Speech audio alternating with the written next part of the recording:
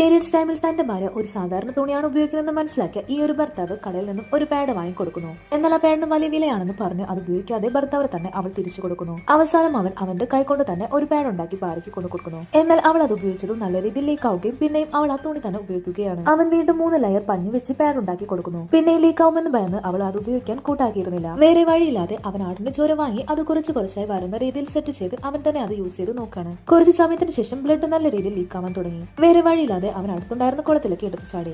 അങ്ങനെ നാട്ടുകൂട്ടത്തിൽ വെച്ച് ഭർത്താവിനെ നാണം കെടുത്തുന്നത് കണ്ട് അവൾ സങ്കടപ്പെട്ട് പിണങ്ങി പോവാണ്.